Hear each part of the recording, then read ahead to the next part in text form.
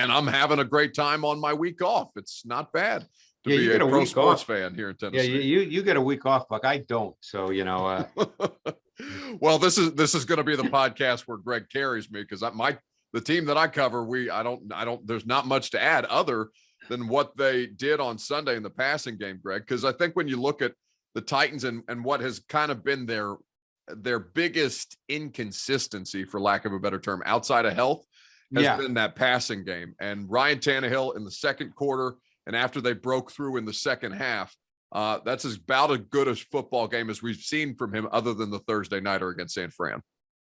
Well, number one, there were two things that really stood out. Tannehill was outstanding off play action. Yeah. And he was outstanding on third down. And I think that the third down part is really critical, because I think that two things must be executed well for the Titans offense to be effective in the playoffs. And obviously next week we'll speak more specifically about the matchup when we know who it is, but we know they're going to run the ball, Buck. So we don't need to talk about that. Yeah. We know Henry will be back. We know they're going to run it. That's going to be the starting point of their offense.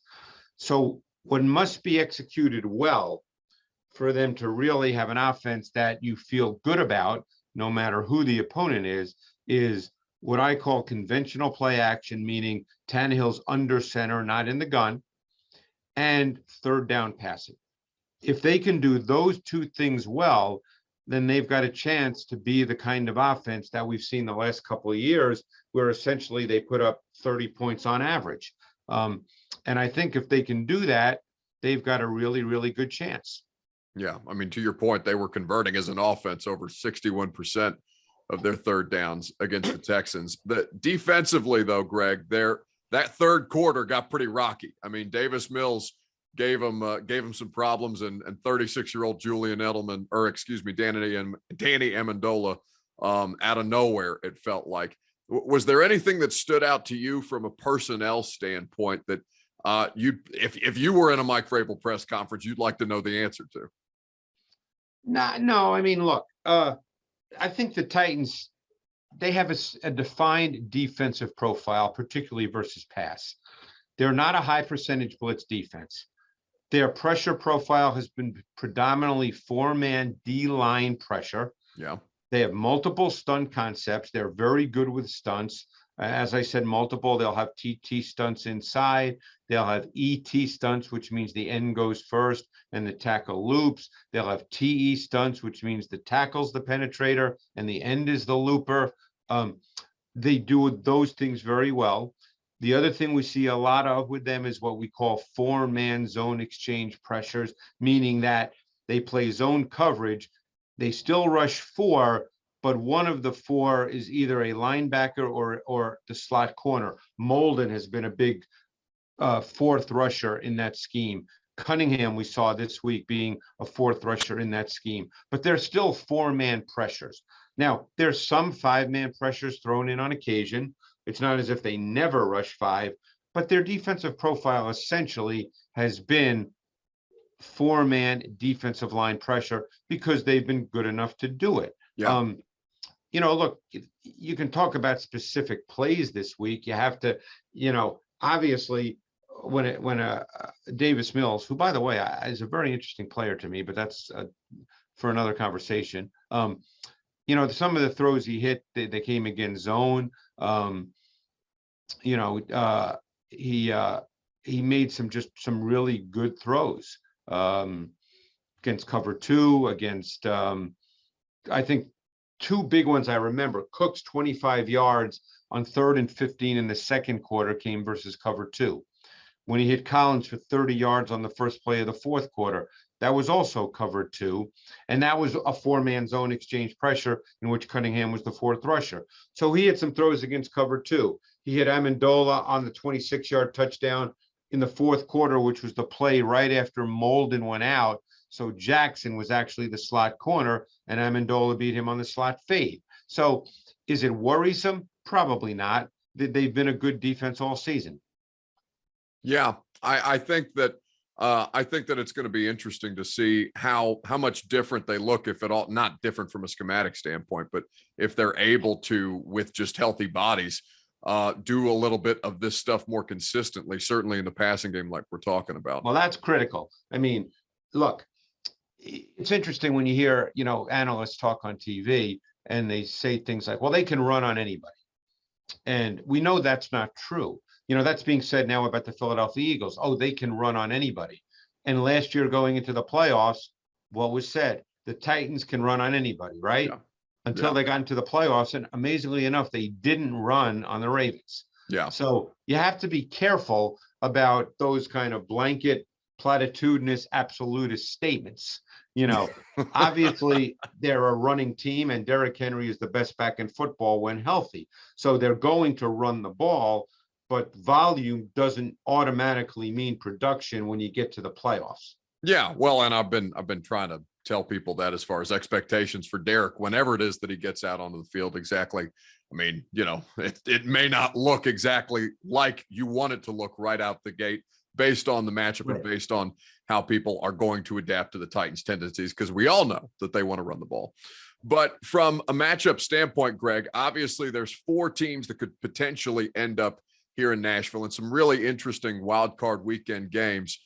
Between Cincinnati and the Raiders, I think is probably the place that I'd like to start. We've talked a lot about Joe Burrow and what they've been able to do with him offensively and the big playability of Jamar Chase. But this Raiders defense, and particularly Max Crosby, I don't know if I've just not been watching a lot of Raiders football this year, but I was shocked at how much pressure they were able to get on Justin Herbert throughout the course of that Chargers game. What do the Raiders do well as a team right now, and what makes them dangerous as an opponent? Well, you can talk about their defense. And again, it's a defense without a lot of mystery to it, Buck.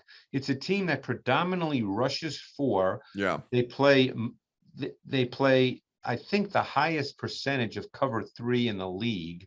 And that's a zone coverage, but they do play cover 1, which is the man version with a single high safety. They do play that.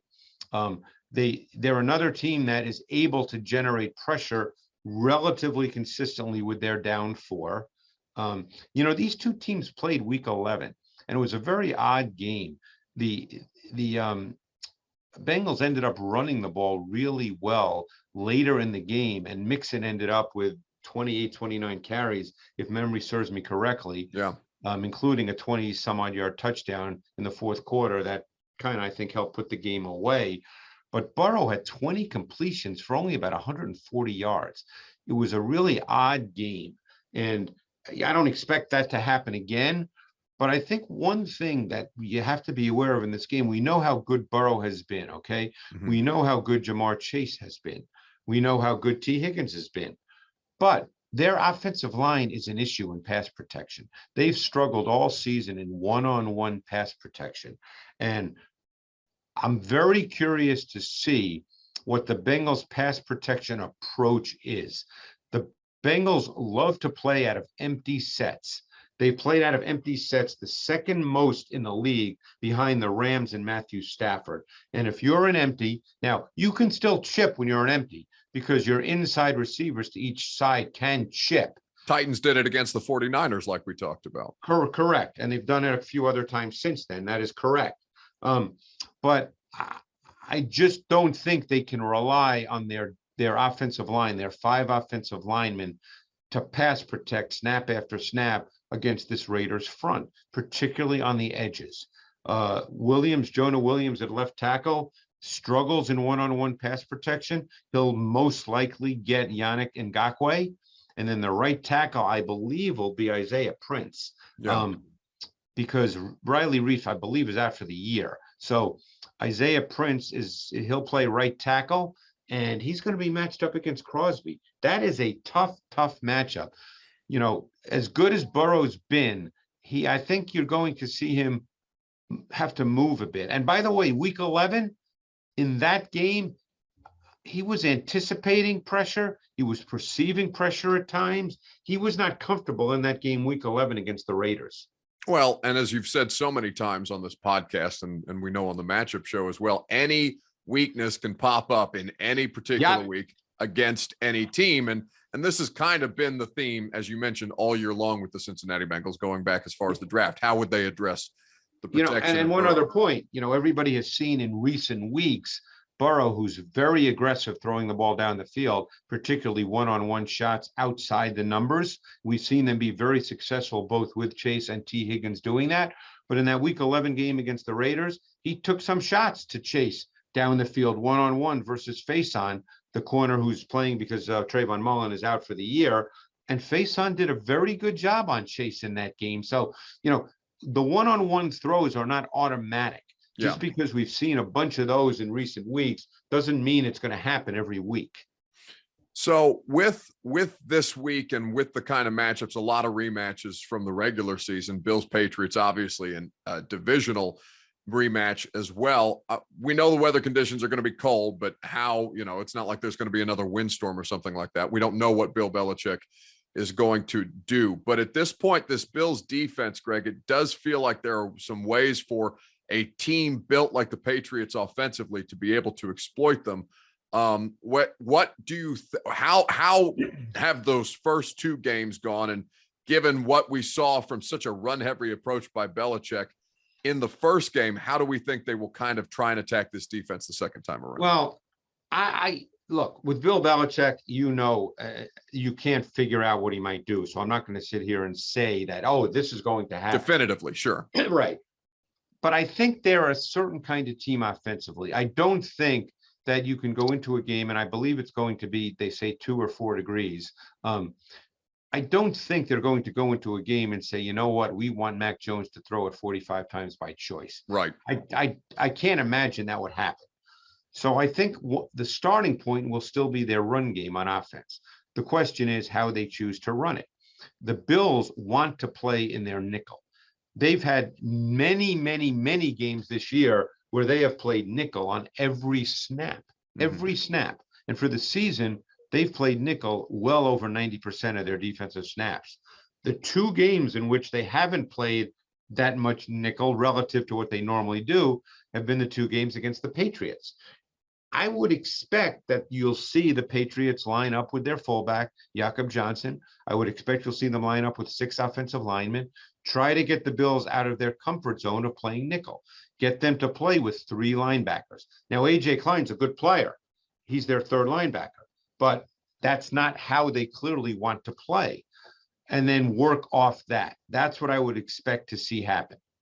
New England's defense is always going to be good, but I mean, Kyle Duggar at safety has been so good for them throughout the course of the year. And we know that Josh Allen is capable of completely taking over a game. They do ask him to do an awful lot. Yeah. But at this point, I mean, is there any reason why this would look any differently, the Patriots' approach from the way that these last 2 Bills games have gone? Sure. I mean, well, let's put it this way. I think the game will still be put in Josh Allen's hands. Right. But they have attempted to run the ball more these last number of weeks, clearly. 2 weeks ago against Atlanta, in a close game, they definitely committed to running the football with Devin Singletary, who's the number 1 back without question. Sure. So the question is, what do they do in this game? The last time they played, which was week 16, they made no bones about the fact that this is Josh Allen's game. Yeah. Let's put the ball in his hands. Let him be Josh Allen. He had no turnovers. I don't know if he was sacked in that game. I don't believe he was. So if he does that, he is capable of special plays. He's the most physically gifted quarterback in the game. So he's capable of being special any given week. But there is at times a reckless, undisciplined nature to his play, and that can crop up as well. And in this game, I don't think you can survive 3 turnovers. So, right. So we'll see. I mean, Josh Allen is really kind of fun to watch, but he can be a little reckless and undisciplined.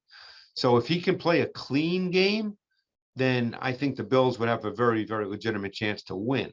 But I'm curious to see what their run-pass ratio will be, given that they have committed a little more to the run. But I think they know they're not going to beat the Patriots running the ball.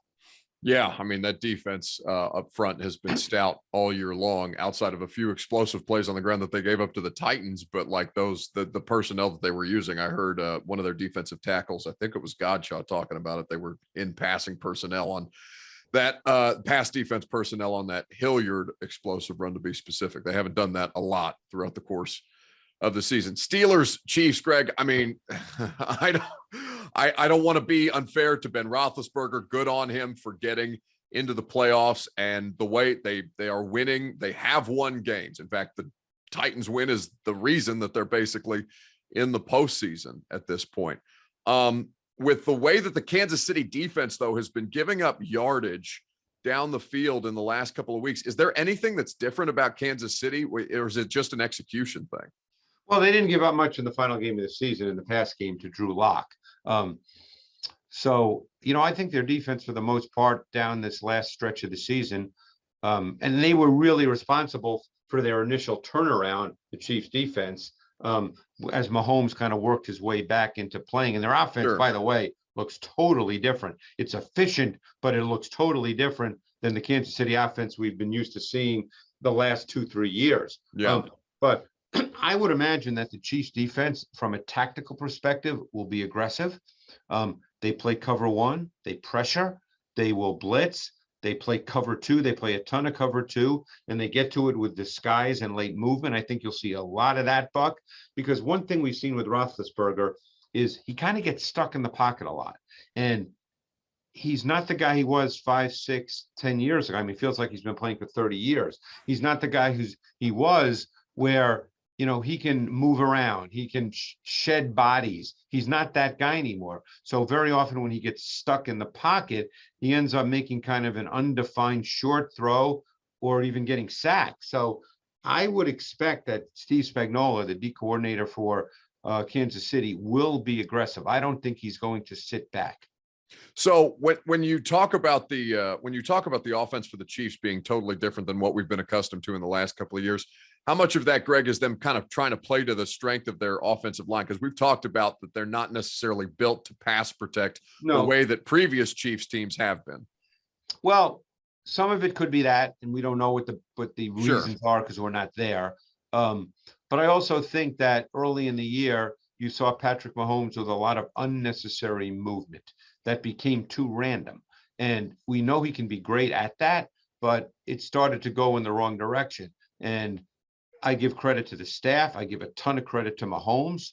But if you've noticed, if you've really watched them carefully over the last 5, 6, 7 weeks, this offense has become very timing based, very rhythmic. The ball comes out of Mahomes' hands quickly. Yeah. He's not waiting in the pocket. He's not looking to move. Now his movements tend to be calculated as opposed to unnecessary. And so a numerical representation of this is the fact that his yards per attempt is down by 1 yard from the last 3 years. So their offense looks different, but it's been very, very efficient. Yeah, and that's exactly what you need him to be right now as you get ready for the and always capable, though, obviously, of the big play, either with his arm or with his legs. Well, and just because they've got those wide receivers, I don't know what the status of Tyreek Hill is going to be. He was clearly limping through that last game against Denver, or Travis Kelce for that matter, but they do have great playmakers in space. On the NFC side of the board, Greg, the Philadelphia-Tampa Bay game is interesting because it feels like Tampa's not quite at full strength for all the personnel things that they've been dealing with. Well, they got some people back today. I know Levante David came off IR. Yeah. So I assume he'll play. He's a very good player. It's a fascinating game because the Bucs are not quite the same run defense that they were a year ago. And the Eagles' run game, that zone run game and inside or zone read game with the inside zone element, that is really difficult to defend. And that's an issue pretty much for every team. Look, the Eagles have a defined identity right now. Yeah. And it's an identity that does demand, though, that their defense play well. And their defense, while it lacks stars for the most part, with the exception of a few players, Darius Slay's played as well as any corner. Inside with their D line, they've got some really good players. And they're capable of getting pressure with 4, and that will be critical in this game. But the defense has to really hold up because their offense is not built to put up 30. So we'll see. But they could easily control the pace and tempo of the game with their run game, and that changes how games play out. So it's really a fascinating matchup. So I'm glad that you said that, because I feel like, people who haven't necessarily watched the Eagles or seen the kind of ways that the Bucs have changed from their run defense standpoint, or they're not quite as good as they have been in years past with it, would look at this matchup and say, well, Tom Brady's getting off easy with this Eagles team coming in at the time that they are now. But the film would seem to disagree with that just kind of generalization. Yeah, I think the Eagles defense, couple of, tactical points. The Eagles like to play with 5 across their defensive front, and they rush 5. And so that gets cataloged as a blitz, but it's not a true blitz because they're 5 on the ball defenders. They're first level on the ball defenders. I don't know if they can do that this week for this reason, because if you're going to rush 5 on the ball first level players, then you're likely playing man coverage, and I don't think they can do that well in this game, or you're playing kind of 3 under 3 deep in kind of a cover 3 variation, and there's too many voids for Brady. Yeah. I think that they have to rush 4 and play coverage behind it with 7 and try to minimize the voids. So we'll see what they decide to do, but they're going to need to control the game with their run game, and they're going to need Jalen Hurts to save some plays with his legs when they do throw it. So from one quarterback to the next, Greg, I thought Jimmy Garoppolo played really, really well against the LA Rams. And that game, it was pretty interesting to watch. We were watching it in the press box in Houston play out. But with the variance that we've talked about before with the Dallas Cowboys defense, this seems like a really, really good opportunity for San Francisco to take advantage. Well, a couple of points here. Number one, with Dallas, you sort of know what you're going to get. They play the highest percentage of cover 1 man coverage in the NFL. So you've got to attack and beat man. And what the Niners do is they do a ton with motion. They do a ton with formation looks. They do a ton with their receiver distributions and locations. So they attack and they create leverage versus man coverage. I'm sure a lot of people are going to talk about the Diggs-Samuel matchup. The question is, will that occur as often as people think? Samuel moves around the formation. He's not a guy who lines up in one spot. Will Diggs go with him wherever he goes? We don't know that. Right. Diggs normally stays on the outside. But the Cowboys defense does have, playmakers at all 3 levels. Yeah. And Micah Parsons will be back this week. Gregory's there. Lawrence is there. We know Diggs is a playmaker, although I think he's a beatable corner. I don't think overall he's played as well as his interception total would suggest. But when all said and done, the Niners offense starts with the run game. It normally starts with the outside zone run game. Their mantra is, we take the edge until you take it away, and then we start working back inside one gap at a time. So this, to me, is a fascinating matchup on that side of the ball, really fascinating. Well, the best part about all this is they're all great matchups at this point for the most part. Oh, yeah. I mean, these are, for the matchup show, these are the kinds of games where, we can do a whole show on each game, but obviously we can't. Right. And then I get aggravated, Buck, when the show's done. I wish I could have said that. I wish I could have said that. But the problem is we have 21 minutes, and, 21 minutes to do 6 games is just not enough. No, it's really not. But the matchup show, well worth your time. Of course, set your DVRs and get ready for the postseason. Quickly, Greg, JJ Watt, and he's been designated to return from injured reserve. Unclear if he'll be available, but their defense, I feel like Chandler Jones is spectacular, but I felt like their defense wasn't nearly talked about enough for all the good work that they did and how good Watt was up until he got hurt. Yeah. In week 8. How much of a difference does that make? Oh, a huge difference. But and we know that. But right now their issue is their secondary, because look, they signed Breon Borders, the old Titan. So, and he started last week. So they're struggling at corner in terms of, who they're putting out there. And now they're going to play the Rams. And we know that the Rams receivers, it's a really, really good group. I mean, they have Beckham, they've got Kupp, they've got Jefferson. Skowronek, the rookie from Notre Dame, has played meaningful snaps, and he's been a factor here and there. Higbee is a very good receiving tight end. So they're going to have to get pressure. And, you know, Stafford can get stuck at times because Stafford likes to push it down the field. But, you know, it's how they match up. They have not played as much man coverage this year as Vance Joseph, their DC, did a year ago. And my guess is that's because he's just not comfortable with his corners. I think Marco Wilson is due back, the rookie from Florida, who had been starting pretty much all year. So he'll be back as a starter, I would imagine. That's going to be a lot of fun this weekend. Playoffs officially. The NFL Matchup Show with Greg Cosell, Sal Pal, and Matt Bowen. Make sure you set your DVRs. I'm sure. Greg, what's the schedule for this weekend? You mean when are we on? Yes. I think I have that information. I can tell you.